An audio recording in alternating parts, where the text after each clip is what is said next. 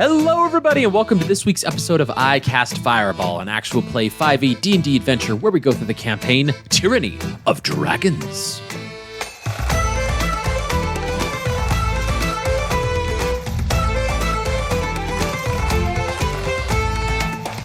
I'm Thomas, your DM, and around the table we have... Malamara. Lance Thalen. And Fleeple. Last we left the Jhank Squad, it was a shopping episode. A very nice, fulfilling shopping episode, getting ready for the road trip where they briefly considered flying on Pegasus or giant eagles, but decided to go with the land mounts of horses all the way to the Well of Dragons. Finally taking care of the Demonomicon and putting that, so to speak, to rest.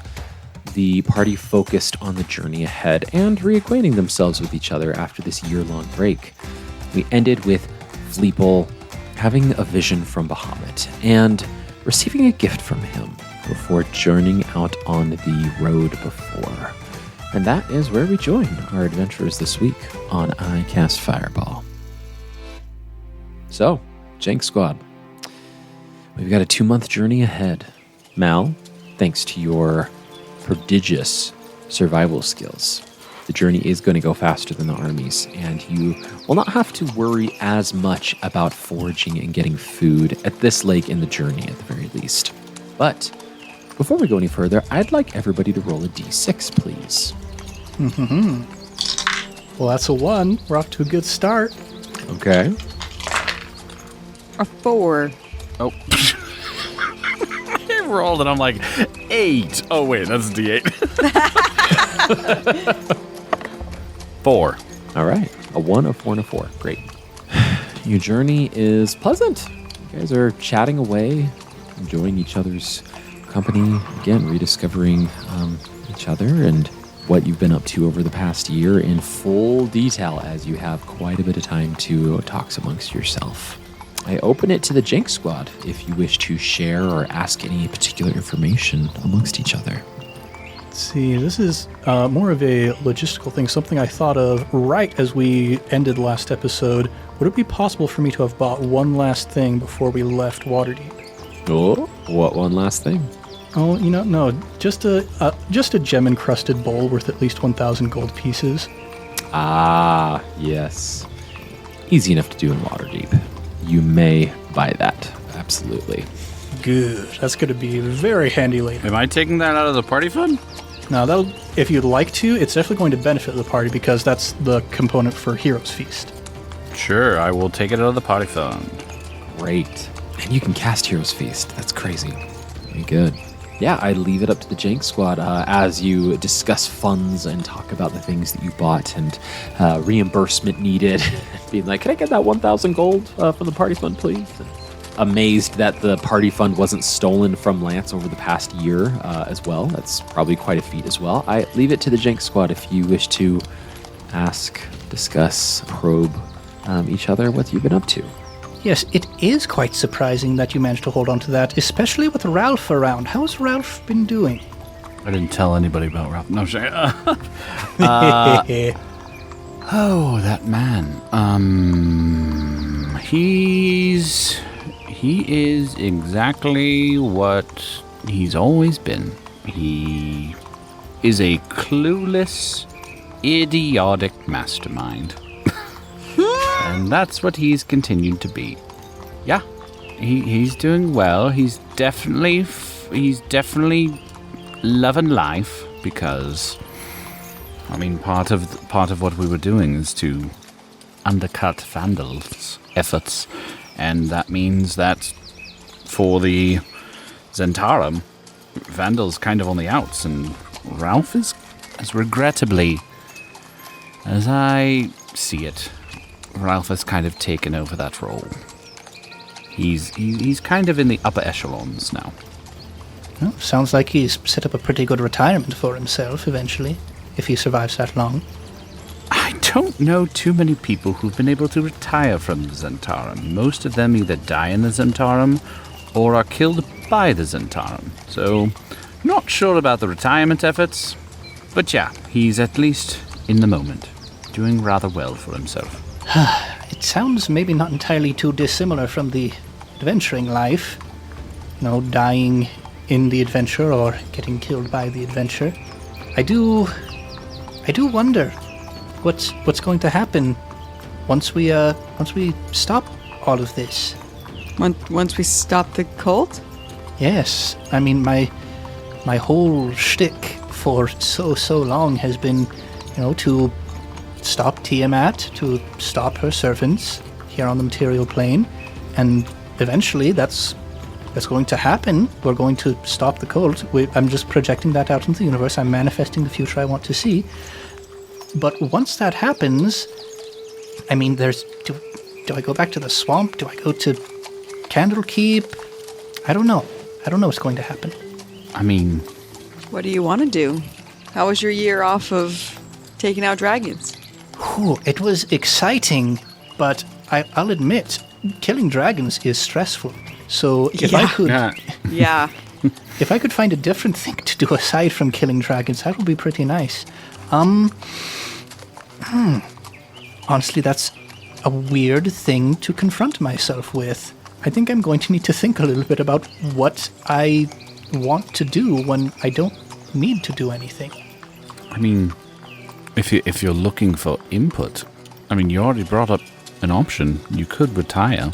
Or, I mean, I think big picture here, Fleeple, yeah, you could say your whole life has been or purpose has been to fight the rise of Tiamat. But I mean, really, your whole purpose is to stop the rise of anything that could destroy or hurt or not allow people to live their life. And I'm sure after this, there will be many more rises of other things that can be put down. I am pretty good at putting things down. What does that mean? What does that mean? I don't know what that means. What about you, Lansdale? What are you going to do after all this is over? That's a good question. I'm not sure. It's hard. You're right. I mean, but it's different for me. I mean, you have a purpose. You have a reason to keep going.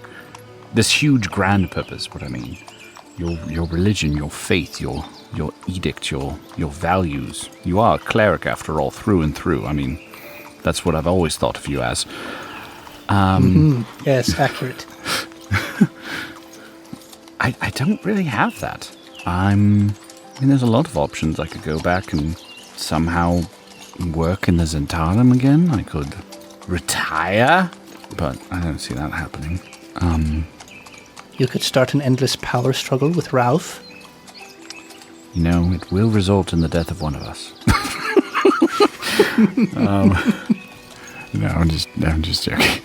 Hopefully.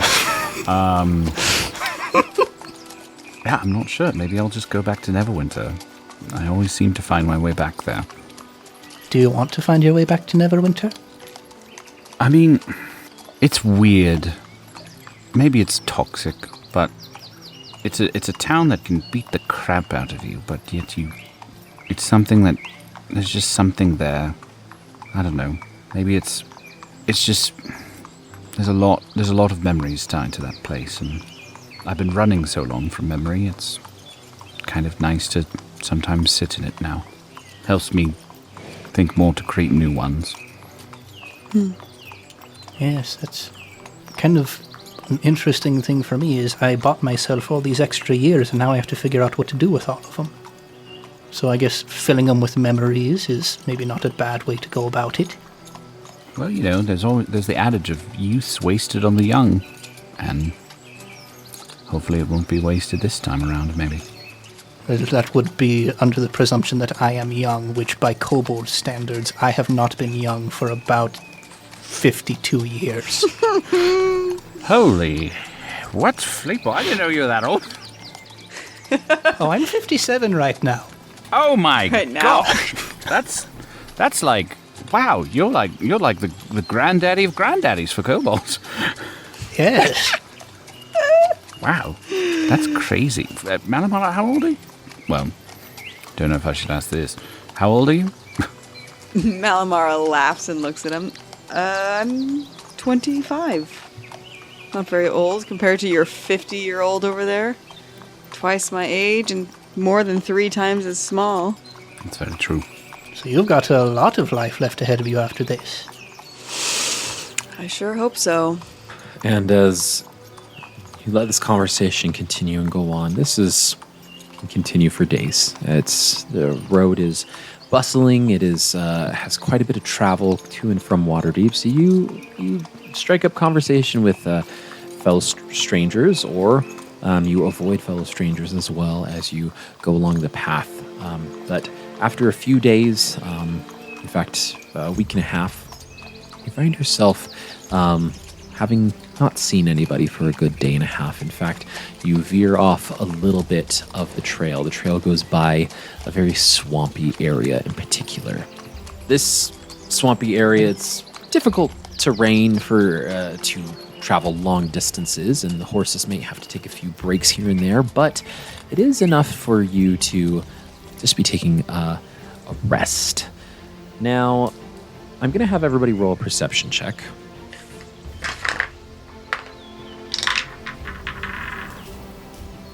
Say 23. Okay. 13. 5.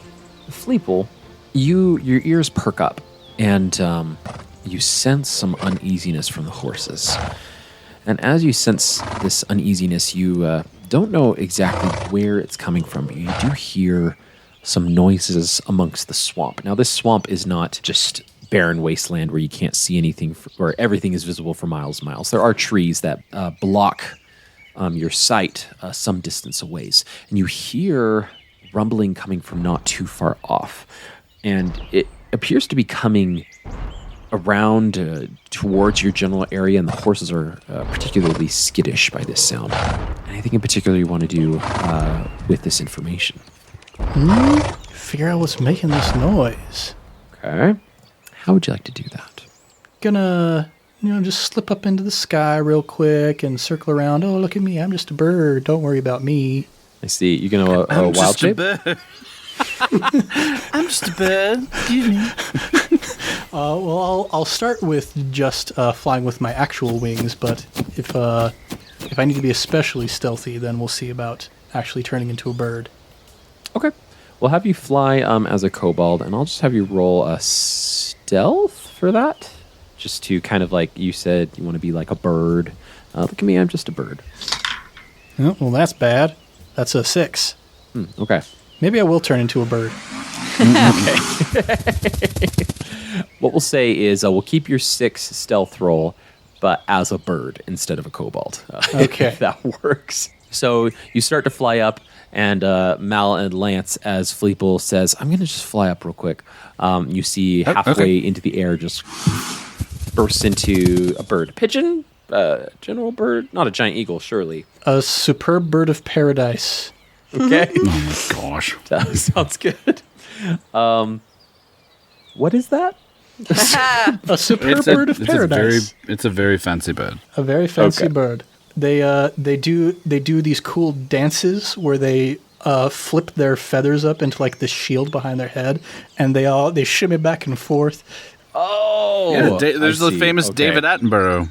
Yes. Okay. Look at the dance. All right. Sounds good. I thought you were just talking generally of like, He just a bird is a of super paradise. Bird Yes, a superb bird of paradise. So, as you pop into this tiny bird, you see not too far off, actually, 3 figures, only about 80 feet from your current location, that are carefully walking through the swamp, and they're trying to be stealthy, but only due to the fact with how large they are. It's not like they're trying to track somebody necessarily. There are 3 giants that are in this swamp. You can tell there's a frost giant, a fire giant, and a hill giant all traveling together. Perfect. Good variety. And as you turn into this bird and you're flying over, you're fairly small, but being a superb bird of paradise, the bright colors catches the hill giant's eye. And the hill giant kind of looks up. and points at you and just starts like walking in your general direction as the bird. And then the fire and the frost giant are speaking with each other. Like I said, they're about 80 feet away from where Mal and Lance are currently.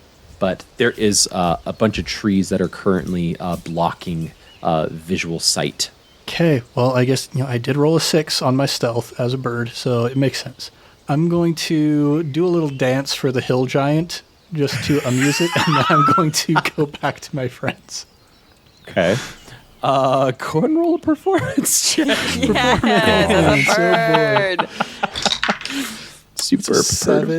7. As you do this, I'm going to roll to see if the hill giant is Amused. Hill giant. Are you not amused? Are you not entertained? This bird sucks. This bird's not This bird superb. sucks. Throws a Therefore, boulder this at me. swamp sucks. The charisma is pretty low. And as such, you try to do this dance, and it's like... And it's going to try and like come over and try to like clap on you. Obviously, you can fly above it, but it's going to go... Yeah. I fly up out of reach and just kind of... Okay. I'm going to sort of fly off in a separate direction until I can get out of this giant sight before going back to my friends who maybe have heard the giant. Absolutely. Okay. Lance and Mal, you hear this 80 feet from your current location on the other side of these trees, and Fleeple flew up into the air, and you're like, I stealth. Get down. You're going to try to distract it, Fleeple, going the other direction, because you're like, if I just get him far enough away, I can go over there. You know what? Let's have you roll. In fact, I'm going to fly in such a direction that, like, if the hill giant were to follow me, it would have to run into its compatriots. Yeah. I'm thinking the complete opposite direction of Mal and Lance. Maybe even like zigzag through the giants, or no, probably still overhead of the other two giants, right? Yeah. I just want to get this guy to like stumble into the other two giants. I'm going to have you roll one more thing. A look at me check. Look What would a look at me check? Hey, listen. Let's see. Whatever it's going to be, I only got a 9 on the die, so if it's performance, that's an 11. I'm going to have to say performance at this point. Yeah, I mean, like, performance is drawing attention towards you. And have the hill giant roll something as well. It's going to, it sees you flying away, and it's like... Stupid pretty bird. Just this grating sound as like rocks are like grinding against each other. It like moves towards you and is like too much work to try and follow this bird. But it's got its eye on you. The other two smack the back of the head, and they're speaking in giant with each other. But Mal and Lance, you hear this cacophony of noise not too far, and the horses are skittish right now. And they're starting to like clomp their hooves into the ground, all 4 of them. Lance and Mal, what are you doing? Mal will use her Eldritch Invocation to use beast speech and speak with the horses and try to get them to calm down and be quiet. You said it was about 80 feet from us. Yep, yeah, it's very close. Real quick before we go to you, Jacob. Mal, as you speak and you're like, hey, what's going on? The horses are like, oh, crap, man, there's something like right over there. We can hear them, and they're like, we can smell them, and they smell awful, and we're really freaking out, man. That's okay. That's okay to feel that way. It's perfectly It is reasonable not to feel. okay. It is They're perfectly gonna eat reasonable. us. Shh. It's perfectly reasonable. Mal just uses her new monk training to like be zen and like walk them through some breathing exercises. Breathe all the way in and hold it, and breathe all the way out and hold it. And I'm a horse, man. I can't hold my breath. I'm going to have you roll animal handling with advantage, though, because you are literally speaking to their minds and hearts. An 18. 18. I'm going to roll. As you try to go through breathing exercises, they're like, these breathing exercises are not working, man. Like, and so you're like, all right. You resort to just pulling out a bunch of sugar cubes from like Fleeple's pack horse, and you're like, how about these? And they're like, and they just start chomping away, and they're like, they seem tame for the moment. The giants were like 80, or the sound was 80 feet away. Yes, and you heard the clapping, boom, boom, and just you hear grumbling. And do you know Giant? I do not. I do not know Giant. So Mal, do you? No. No, Mal doesn't know. Mal doesn't know anything. Okay. While Mal's doing her horse sense, Lance will be like, I'm gonna go check out which way they're heading, and he will quickly but stealthily go toward the sound to see, are these giants even heading in our direction? Are they just grumbling and moving on in a different direction? I'm just checking out, because if they're heading our direction, then other things need to happen. So go and roll a stealth check. With advantage. And this one will be with advantage because it's just based off sound, because visually they cannot see you. It's going to be 28. 28. Sounds good. As you slowly but deliberately go through the foliage, the trees, the dead wood that is in the swamp, avoiding like puddles and like surprising like avoiding any area that might be a hidden puddle. You peek through and you see for the first time 3 giants, not 30 feet away from your current location. And you're like, oh. And that's when you see this bird that Fleeple turned into going away from them the other direction. So you see Fleeple, you're like, okay, Fleep is part of this. And that's when the fire and frost giant like smack the hill giant back of his head, and they start grumbling to each other. And the frost and fire giant actually start talking to each other in like hushed tones, and they look very angry with each other, and just like they're pointing, the frost giant being much taller, the fire giant being smaller than him. They look to be in a tense conversation, but they're currently not moving anywhere. Now that they're kind of distracted, I'm going to circle back around my way to get to my friends. Okay, sounds good. You circle back around. It's at this time, Malamar, I'll need another animal handling check, but it's at the same time that Fleeple, as a superb bird, lands in the camp. Whether you can stay in wild shape if you want, but that's how long it takes as Lance is stealthing, observing. Now the initial batch of sugar cubes are gone, so they're like, okay, man, but they're like still over there, Mal. So go ahead and roll another animal handling check with advantage, please. Natural 20. Yeah. Oh yeah. I rolled a 16, and on that advantage, I just threw a 20. Nice. So just so for our benefit, what's the total? 20. Oh, you don't have anything in animal handling? My wisdom is 0. Has that not been clear this whole campaign? Oh boy. So the horses are like, okay. I'm starting to feel the buzz from the sugar here. So let's, okay, I'll try. Okay, why don't you go through this breathing exercise, man? Because I don't want to die, okay? And so you start taking these horses through breathing exercises, just calming them down. And they're like, the 4 of them are like in this semicircle, just staring right at you, Mal. And you're like, and out. And they're like,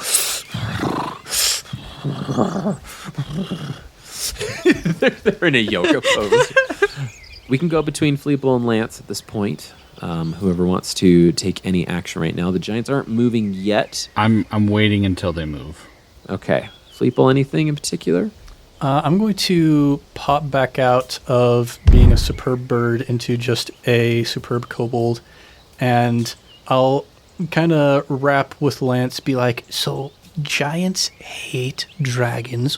If there's part of me that's wondering, can we figure out maybe how to get these guys to help us stop the dragons, but at the same time, maybe we just let them do their thing and we go on our way and don't worry about it. Oh, wait, so you're with me like 30 feet from them? Yeah, so he flew over as a superb bird. Oh, to me. Okay, I thought he flew over the mountain. My bad. Without issues, able to get over to you. I mean, It's complicated, Fleeple. Yeah, we could get the help, but we're 2 months away from where we need to go. That's a good point. Hey, guys, do you want to journey with us for 2 whole months to fight some dragons?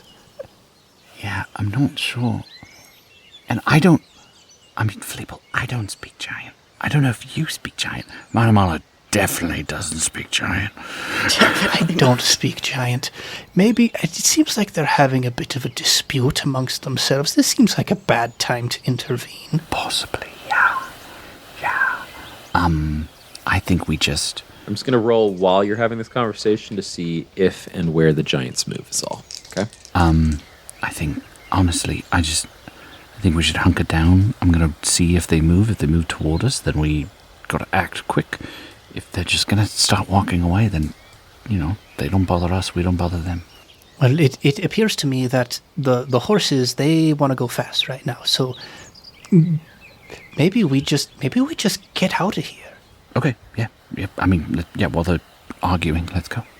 While this is happening, the frost giant points away from your camp, northeastern direction, says something, and the fire giant just sort of like looks at him, and there's a tense moment.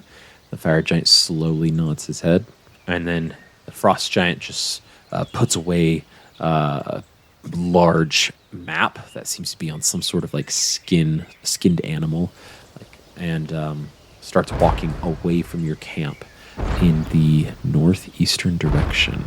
And the fire giant seems to follow after, and the hill giant has taken a small nap, and it's only after about like 2 minutes that it wakes up, sees the frost and fire giant in the distance, and just and stands up and just starts booking it towards them.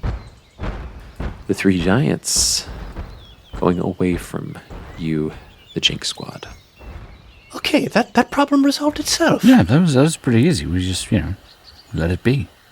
Okay, I'm feeling a little bit keyed up. Maybe we just have a quick little snack break. The horses are just nibbling on like some of the produce that Mal's like feeding them. Like, sorry, they really just needed to be calm. All right, snack time. Snack time. Munches. Good way to celebrate not getting smashed to a pulp by some giants. Yeah. There you go. Who knows? They could have saw that rune on your head and been like, "Oh, it's a fellow brother." I forgot about the rune on True. my head. Yeah, The glowing rune. it's still there. Hasn't used it. That's the real reason why you're a superb bird. Yes. It's just glowing bright blue. Oh, man. Excellent. Great. Well, your journey goes in a southeastern direction, passing through a variety of landscapes. And you do come across towns from time to time. You do have a map of the area. You do go on the road. Sometimes you go off the road. But you're able to find some local villages. Question. Are we in the direction we are going? Possibly going anywhere near Greenest? Funny you should ask. First off, say Greenest is not directly between you and the Will of the Dragons, but this is some of the same geographical landscape as Greenest. If you were to go to Greenest, it would you'd have to deviate maybe like 50 miles, or not 50 miles, but like 25 miles, unfortunately, to go south. It would be out of the way to the Will of Dragons. But you are in the same region of Faerun as Greenest itself. Some of the other villages that you come across before you even get to the general vicinity of Greenest or the Well of the Dragons, though, there is something... is there anything in particular that you want to glean from these villages, or like farmers or people that you're passing by? Obviously, you restock every time you visit them. You try to like pick up on like general supplies to make sure things are up to date. I just wanted to give you an opportunity to like ask if there's any questions that you wanted to ask. If not, we can keep moving on. I mean, the one question that comes to my mind is, have there been dragons in the area? A woman who's selling some pottery, but also some meal stuffs. She goes, "Oh, funny you should ask. Not 2 days past, we had a dragon sighting come from the south. big, nasty black creature flying overhead. Thankfully, we were in our home and it didn't stop. But I've never seen one in my life before. I was scared me and my young ones, as she gestures over, and she has an older son in late teens who's nodding solemnly. We were holed up in the cellar for quite a while just to make sure that no destruction, but we didn't have to fear. It was merely a sighting, and just hearing its ferocious roar is all. It didn't seem to care for us, but we're still quite close to, I would say, Waterdeep, not 2 weeks out, thankfully. We could have the Lord's Alliance be here and help us out if any real danger were needed over here. But it is funny that you should ask such a question, and it just happened not 2 days ago. Which direction was this dragon flying? It did come from the south, but it was heading more east than us, I would say. It seemed almost to double back on itself, which was a bit odd, but yes, indeed, did seem to be going more easterly towards the Honorrock Desert. But maybe I'm just making assumptions here. Thank you. Thank you for the information. Yes, thank you, and thank you for your business, of course. We haven't had much people come through our town over the past few months, so any business is good business. As you continue to go in the southeastern direction, there are a couple things to note that seem to confirm, well, maybe not confirm, but cause you to wonder, think upon her words. The further east you go, the stranger the sights become. I say strange, but worse might be a good word for it. The worse the sights become. More frequently, there are farmhouses that seem to be left empty. And you know that they're empty, one, because the doors are open, and there is livestock, particularly horses, left to graze in the fields unattended with fences that are broken down in parts. And again, this is a month after, so you're almost a month and a half into the journey now at this point. Towns, the few towns that you've come across, there seems to be a somberness to them, and you just get the general feeling that some of these towns that should be filled with life are either half or nearly empty itself. And the people are a little bit more skittish towards strangers or visitors, and you find you have to move through those towns a little bit quicker, not to any danger, but to maybe ease tensions. And it's more and more common for you to have days and days without seeing a wagon or a caravan on the road itself. Certainly nothing coming from the east. And in fact, this last stretch, as you're a month and a half into the journey, it has been almost 2 full weeks since you've seen anybody journeying from the eastern portion or anybody on the road itself. The more empty this landscape seems to become, and there's a somber mood that the land has taken upon itself almost. There seems to be an unsettling dreariness coming from all the animals and landscape for each mile that you journey towards your destination. And although each of you are buoyed up by your own hope and optimism, you can't help asking yourself one question in particular. Where have all the people gone? People on the road, the travelers, the townsfolk, the farmers, where have they gone? So this time, I'm going to have each of you roll another d6, please. As we are almost 2 months into the journey here. 4. 5. 5. Ooh, 5, 5, and 4. This uneasy feeling and the emotion you feel coming from each of the horses, you start to be a little bit more on your guard. And Malamar, you actually take the party off of the road more frequently here. Just, you can call it instinct, but it just feels like the right thing to do. And as such, for the remainder of a few days or weeks of your second month, it doesn't appear to be anything that catches your eye or is worthy of your attention, at least from an encounter standpoint here. Now, I want to ask, as you're coming up on these 2 months here, what has developed within those 2 months, if anything? In particular, Fleeple, I want to ask you, have you thought about anything that you want to ask Bahamut, or Fizzband, if you will, during this time? And Lance and Mal, if you have anything that you'd like to pipe in as well, feel free after Fleeple here. The thing that still kind of most intrigues me is the perception I had that there is high tension between the Cult of the Dragon and the Red Wizards that they're working with. And I can't help wondering if there's some way that we can use that to our advantage to weaken the strength of their partnership before we launch the full-scale attack. So I don't know if he would be able to give me any insight in regards to that, but that's the main thing that's just kind of been on my mind lately. Yeah, fair.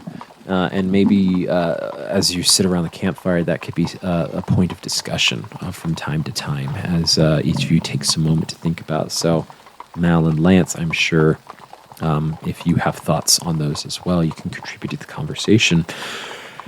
However, I will, as you pray and think about it, Fleeple, I'll allow you to roll, let's see, to help bring you some insight. We can have you roll either a wisdom saving throw or a religion check if you'd like, maybe to glean some thoughts from here as you've just been pondering it over the weeks and months. I'll go with the wisdom saving throw route, I think. Sure, yeah. Say modded 20. Modded 20, great. Before I impart any information, Lance and Mal, any insight or contribution about how to this schism, this relationship between the Cult of the Dragon and the Thay Wizards that maybe you have been pondering or thinking about as well? No. I'm just enjoying the scenery. No, I can't really think of anything that I can add to it. Sorry. Yeah, absolutely. Well, as you recall from your scrying, Fleeple, you know that the Thay Wizards definitely seem to be giving what the Cult of the Dragon wants, right? And there was that tension, and what can you do to drive that tension even further, right? This may be stating the obvious here, but if you could find what the Thay Wizards' true motivation is, right? Like, why did they agree to work with the Cult of the Dragon? What are they benefiting or what are they gaining from this exchange? Then perhaps that alternative option were given to achieve that goal. Maybe they wouldn't work with the Cult of the Dragon at that point, right? This is more just your thoughts as they're rolling on top of each other. And you don't know a tremendous amount of the Thay Wizards, but if you were to gain a little bit more about Thay Wizards, or maybe to try and scry on a Thay Wizard or the civilization itself, you might be able to glean a little bit more information about that. Is there any chance that Bahamut knows what the Thay Wizards want out of this situation? That is a good question. Give me 1 second. Oh, more than a second. Give me a little bit. All right. Malamara, Yes? Fleeple's just in his own world over there. I don't know what he's doing. But we never asked you, what are you planning on doing after all this? Mal looks up at the foliage that they're under, the sun streaking in through the trees. You know, that day, Fleeple was talking about retirement, and you were talking about going back to the Centaura, maybe Waterdeep, and... Never would have. Not Waterdeep. Excuse me, you're right, Not never would Waterdeep. have. Apologize. I'm not going back to Waterdeep. Excuse me, Waterdeep. Nobody wants to go back to Waterdeep. Nobody wants to go back to Waterdeep. And, I don't know if you remember this, but you guys had asked my age, and... Well, yes. 25? Yes? Yes. Yes. I just realized that I have so much of my life ahead of me if, we survive the coming war. I don't know. There's so much that I've learned since becoming a disciple of Bahamut, and so much that I've accepted about myself that I never thought that I'd ever be able to do. Maybe I'll go on adventuring. Maybe I'll travel more for myself, not just as some hired muscle for a caravan. I don't know, maybe I'll even fall in love. Things that I didn't think were open to me before. I mean, your life's full of possibilities. It's nice to see you looking ahead. You didn't ever do that before. Praise be to Bahamut. Yeah, praise that guy. Yeah, you got a lot of life, Madam, relatively speaking. Mal looks at Lance, and she looks from his face to his scars along his neck now that they're exposed. And this is something that she's noticed from her horse several times over the past couple of months, but she's never had the gumption to ask about it. And subconsciously she reaches out and almost touches them. And then she draws her hand back. These look more than a year old. Yes. They're much older. I think it's about 15 to 20 now. Yeah, about 15 to 20 years old. That's when this happened. Do you want to talk about it? And why this is, the first time we've seen them? I mean, it has been a couple months, but... Yeah, no, you aren't wearing Callie's scarf, and... No, I just got it on my head, wrapped it up around this really obnoxious helmet. But it's going to come in handy, I bet. Yeah, there's a lot to it, and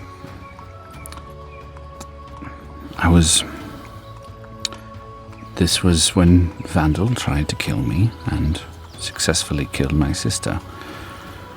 I woke up next to her, dumped on the side of a road, and I don't know how I survived, honestly.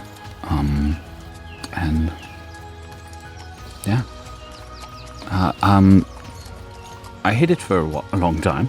As I said, it's been about 20 years from when it happened. But over the year that we were, well, even before that, near the tail end of us adventuring before this big break of doing our own things to help the cause. I mean, it was from what you were doing, Manamara. I saw you finally run toward what you had been running from, and I decided to do the same thing for myself, and this is a part of me, whether I hide it or not. And I was kind of, even though I'm really good at it, done hiding. At that, Mal reaches out, and this time she actually does lightly trace her fingers along the scars. And she says, well, I'm really glad that you're here. And I'm glad that you're looking forward to. And I'm glad that you're not hiding anymore. Only for you. And this weird kobold we found. It's such a weird kobold. He's an oddball, but you gotta love him. That's Fleeple. That's Fleeple. Yeah, she looks at him. What is he doing? And Fleeple is in earnest prayer with Bahamut, asking and seeking if he has any information that he can glean, he can share. We're just talking crap, and Fleeple's like having the most spiritual moment of his life. And Fleeple, you do get some information from Bahamut. Nice. As the bits that you glean and that you feel as your mind wanders to the Thay Wizards. It's not in exact words, but you do get definitive feelings as you think about the situation and as you ponder questions yourself. You ask yourself the question, well, are these Thay Wizards even a part of the general populace of Thay? And as you go down that train of thought, you gather from Bahamut, sort of like nudging you and guiding your thoughts to be like, these Thay Wizards that are working for the Cult of the Dragon are actually exiled wizards, or wizards that have run away from the nation of Thay. And so what do they want? Well, if they are exiled, they're probably looking for a new place of power, which somehow, in some way, they've confused or they've decided that the Cult of the Dragon might be that place of power under a literal god, the god Tiamat. That's sort of the nebulous thought process that you know has come from Bahamut that he's helped you arrive at. Okay, so all I gotta do if I want to get the Red Wizards to stop working with the Cult of the Dragon is find another place of power for them, being the fact that they are exiles from an already very controversial sect of wizards. I mean, there are the knowledge that they are exiled. I mean, whether that can give you information about how to stop them from helping the Cult of the Dragon might not be as helpful, but it might be helpful to figure out how they're going to react in a particular situation as well. Like if they're brought up against danger or against resistance, maybe that could help influence how they're going to react. But yeah, maybe not the knowledge you were hoping for, unfortunately. Okay. Well, this has just come to me, though. So maybe it's not a matter of finding them a different place to go to seek out power. Maybe it's just a matter of undermining their faith in the Cult of the Dragon as their savior, as it were. As their refuge of power, so to speak. Yeah. Like maybe it's not going to be all power and undead. Yeah, we just convince them that this is not the place for them, and then they have to worry about finding a new place. We don't have to find it for them. Oh, okay. Well, all of this comes to a head as at 2 months, almost to the day, you start to come across a landscape that is even more bleak than what you've seen before. Fleeple, you remember how that scrying revealed no foliage? You've hit the barrier. You've hit the barrier of no foliage, and you see off in the distance almost like a mountain. And it's at this time you hear and can feel quite a bit of movement in the air some distance away. It's hard to see that there are chromatic dragons flying about this, what looks like a mountain in the distance. With little to no cover from here to there. Oh boy, we gotta be real sneaky now. Yeah, it's going to be maybe a little difficult to be completely unseen. Not impossible, but with 4 horses and with the 3 of you, definitely it will take a little bit of work.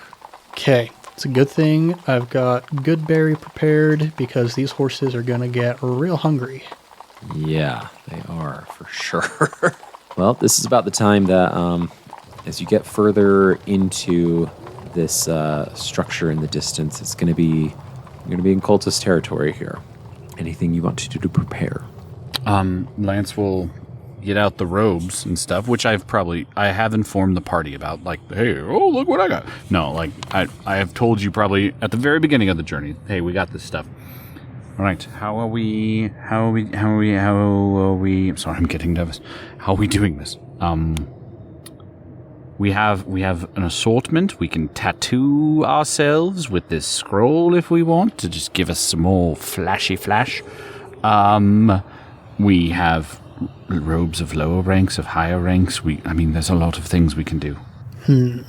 My wings are interesting. I am a kobold, of course. It's not too difficult for me to get around in that way, but the fact that I do have these wings might make it a little more difficult for me to go by unseen. Fleeple, I do have a hat of disguise that you can put on. Oh, yes, that's good. And if you don't recall, you'll remember that the kobolds were treated very poorly in previous iterations of the camp. Even the winged kobolds, even though they were deferred to, they were treated horribly previously. Let's see. I guess one thing I want to make sure I've got correct, maybe one of the things I can ask Bahamut about, is the fact that they have all of the masks combined together. That is what is giving them the ability and the power to raise this temple to Tiamat, correct?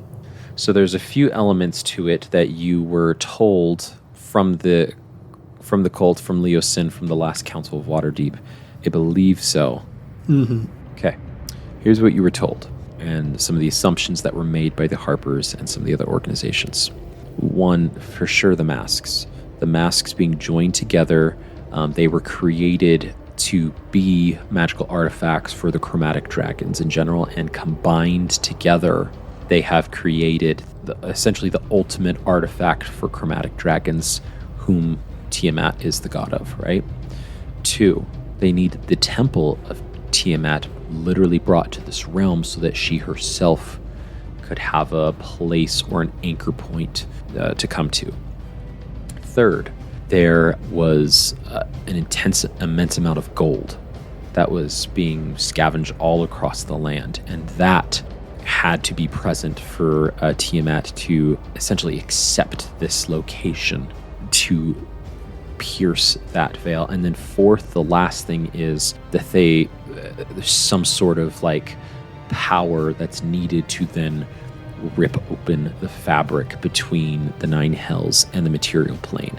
The first 3 are clear. The 4th one, it's probably just the Thay wizards, and their magic. They're bringing the temple, so they're probably able to rip open the veil between the 2 as well. But the first 3 for sure are like, this is what we know.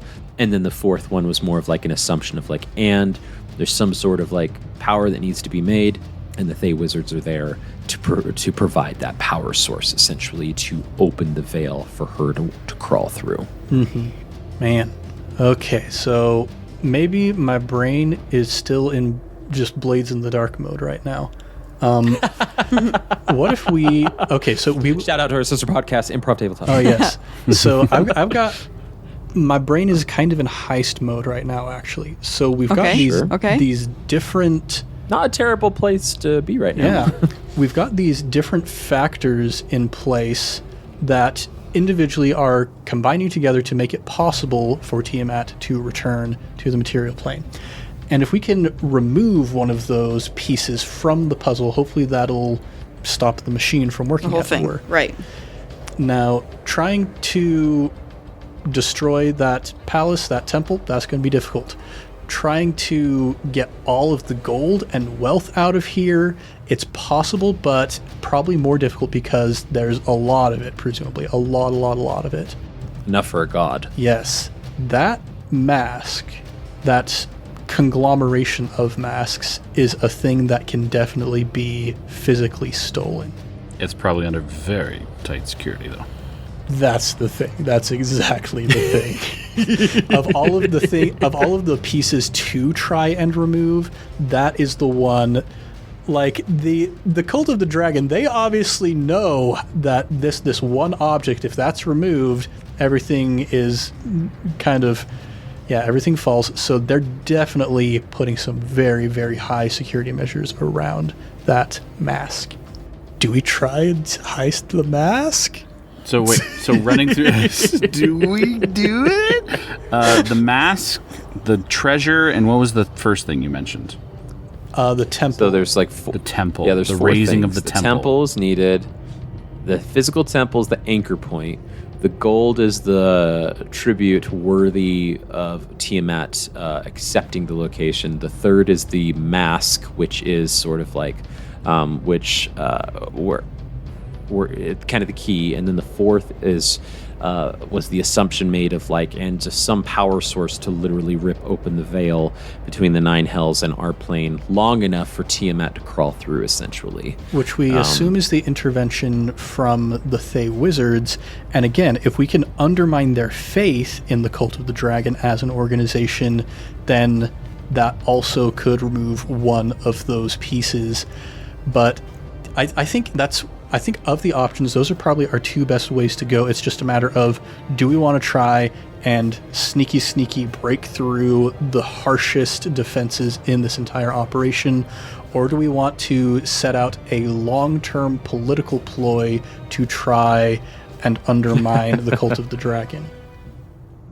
And this is not to say that once you get to the camp that you can't also try to gather and garner information like you did in the original caldera just outside of Greenest. I mean, presumably you know that there are going to be thousands upon thousands of soldiers here. So it might be a little bit busy, but what are 3 people disguised amongst thousands, right? So that might also be an option. I wonder if there's any way to scout it out and figure out if one of those is a better option. Because maybe we just don't know enough right now to be able to pull off something, but once we're in the camp, we're like, oh, it's not as guarded as we thought, or actually, it might be really easy to take out the tribute. Yeah. Yeah, we need to roll to gather information, essentially. Yeah. That's our first thing. We get in the camp, we start info diving, and then from there we really can know, okay, really what's the angle? Because I mean, there's a lot of potentials in everything. In sneaking, Lance is very good at that, but there's security, there's magic, there's a lot of things to go with that. In trying to create a political divide, which we did successfully at the Caldera, that's a lot of persuasion or intimidation or whatever we're using. And I mean, knock on wood, and we're level 13, we could do anything. But there was a lot of lucky rolls because we're not good at persuading.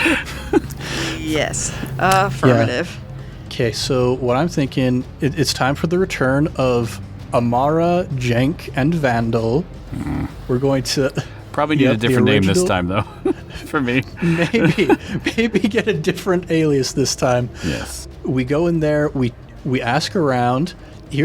Here's the thing. The more people that we meet, the more higher-ups in the organization, the more people I can scry on more easily. That's something to keep in mind. And that's where wearing the higher robes, it could get us into more places, but at the same time, it might have more trickery involved because we have to know things that higher-ups know. Whereas if we wear the low robes, we can move around probably a lot more freely, but we won't ever get into the places where there's going to be a lot of good information. Can we do both? Spend a little bit of time at the lower levels and then Work figure our our way way out up? into the big... Yeah. Yes. The only, again, it's all potentials. The only problem with that is if someone who knew us in lower robes all of a sudden sees us in higher robes, then it's like, wait a minute, you're just one of the bucket guys, and now all of a sudden you're walking with, the people who can go into the kind of inner sanctum. Well, we do have a hat of disguise. We do. A hat of disguise. A single hat of disguise. I think it's in our best interest to start at the lower levels where we can gain information more freely, and then as we start to gather that information, maybe one of us can start trying to infiltrate some of the higher ranks. It'd be risky going alone, but we got to start somewhere. So are you saying... Sorry, I feel like I got lost in that sentence. Are you saying some of us are higher and some of us are lower? I think we should we set by splitting? I think we should all start low, and then if we feel like it's warranted, we can have one of us use that hat of disguise to try and get into some of the... Yeah. Gotcha. I dig it. Yeah. Let's go in. Let's pretend like we're trying to gain trust, and we're spying on possible spies, and then like them each the other. Caldera. No.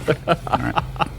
Well, it sounds like we do have a plan moving forward here on how to interact with the camp. So Shaky plan? I did not say shaky plan. I'll say it. Moving forward towards the camp in the distance, you make your way deliberately towards the outcropping. And as you get closer, there is a din of noise that starts to just permeate your ears as thousands upon thousands of soldiers are upon the slopes of what you thought was a mountain, but actually is a dreaded caldera. And that's where we're going to end this week's episode.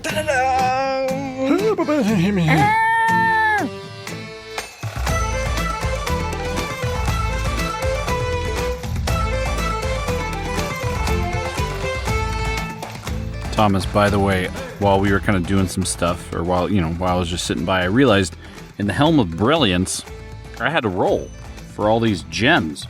that are in it. Oh, yeah. And so I'm just letting you know, I have 2 diamonds in the helm.